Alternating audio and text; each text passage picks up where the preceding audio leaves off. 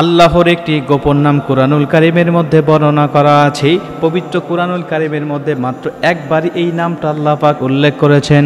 বিশ্ব নবী বলে দিয়েছেন, যদি কোনো মানুষ আল্লাহ পাকের কাছে কোনো কিছু চাওয়ার প্রয়োজন হয়, কোনো কিছু পাওয়ার প্রয়োজন হয়, মনে যত ব্যথা আছে, যত আকুতি আছে, যত কল্পনা আছে, সব কিছু যদি একনিষ্ঠভাবে আল্লাহর কাছে ব্যক্ত করতে পারে, এই নামটি ধরে ধরে ডাকতে পারে, আমার আল্লাহ অবশ্যই ওই ব্যক্তির দোয়াটাকে কবুল করে নিবেন।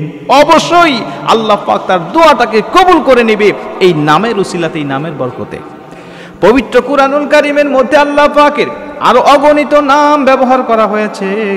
যেমন গফুর নামটি আল্লাহ পাক বারবার ব্যবহার করেছেন, কিন্তু এই নামটি আল্লাহ পাক শুধুমাত্র একবার ব্যবহার করেছেন। রহমান নামটি আল্লাহ পাক বারবার উল্লেখ করেছেন।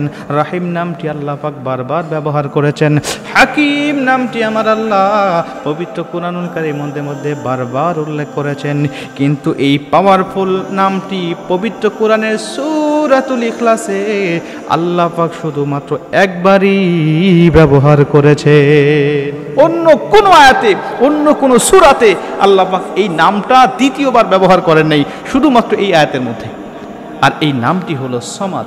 এই সমাদ নামটির এতটাই পাওয়ার, অনেক মুফাসসিররা এই নামটাকে ইসমে আজম বলেছেন, আর বলেছেন এটা হলো আল্লাহ পাকের মহান নাম, পাওয়ারফুল নাম, ক্ষমতাধর নাম। এই নামটি লিখতে তিনটি হরফের ব্যবহার হয়েছে, সদ, মিম এবং দাল। এই সদ, মিম, দাল, সমাদ, এই তিনটি অক্ষর মুফাসসিররা বলেন এই তিনটি অক্ষর অনেক পাওয়ারফুল, ক্ষমতাধর, প্রভাবশালী, প্রতাপশালী, অনেক ভারী হরফ দিয়ে আল্লাহ পাক এই নামটাকে সাজিয়েছেন। এবং এটাও অনেক মুফাসসির বলেছেন যে এই নামটা, এই সূরা ইখলাসের এত গুরুত্ব, এত মর্যাদা হওয়ার পিছনে শুধুমাত্র এই নামটা দায়ী। শুধুমাত্র এই সমাদ নামটা এই সূরার মধ্যে থাকার কারণে আল্লাহ পাক এই সূরার মর্যাদা, এই সূরার মান ইজ্জত আল্লাহ পাক অনেক বাড়িয়ে দিয়েছে। আল্লাহ রাসূল এটাও বলেছে, যদি কোনো মানুষ মাত্র সূরা ইখলাস একবার পাঠ করতে পারে, পবিত্র কুরআন 10 পারা তেলাওয়াতের সওয়াব তার আমলনামে আল্লাহ দিয়ে দিবে। 3 বার পড়তে পারলে পবিত্র কোরআন একবার খতমের সওয়াব তার হয়ে যাবে। মুফাসসিররা বলছে শুধুমাত্র এই সমাদ নামটি থাকার কারণে আল্লাহ পাক এই সূরার এত মর্যাদা দিয়েছে। আর আরও বিশেষ কিছু বৈশিষ্ট্য রয়েছে এই সূরার মধ্যে, যার কারণে সব মিলিয়ে আল্লাহ পাক এই সূরার মান ইজ্জত, এতটা সম্মান আল্লাহ পাক বাড়িয়ে দিয়েছে। আল্লাহ রাসূল সাল্লাল্লাহু আলাইহি ওয়াসাল্লাম বলছেন, আল্লাহ পাকও পবিত্র কোরআনের মধ্যে বলছে, ওয়ালিল্লাহিল আসমাউল হুসনা ফাদউহু বিহা। এই সমস্ত নামগুলো ধরে ধরে যখন তুমি আমার কাছে চাবে, আমি আল্লাহ পাক অবশ্যই তোমার দোয়াটাকে কবুল করে দেব। মুসলমান ভাইরা রে আমার, অনেক মানুষ দোয়া করতে করতে পেরেশান হয়ে যায়। অনেক মানুষ আল্লাহ পাকের কাছ থেকে মুখটা ফিরিয়ে নিয়েছে।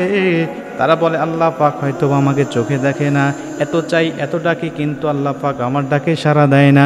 আল্লাহ পাক স্বয়ং নিজে শেখাচ্ছেন সূরাতুল আরাফের মধ্যে, ওয়ালিল্লাহিল আসমাউল হুসনা ফাদউহু বিহা। রে পৃথিবীর মানুষেরা, আমি আল্লাহ পাকের কাছে যখন কোনো কিছু চাওয়ার প্রয়োজন হয়, আমি আল্লাহ পাকের আসমানি নামগুলো ধরে ধরে তোমরা ডাকো, আমি আল্লাহ পাক তোমার ডাকে অবশ্যই সাড়া দিব।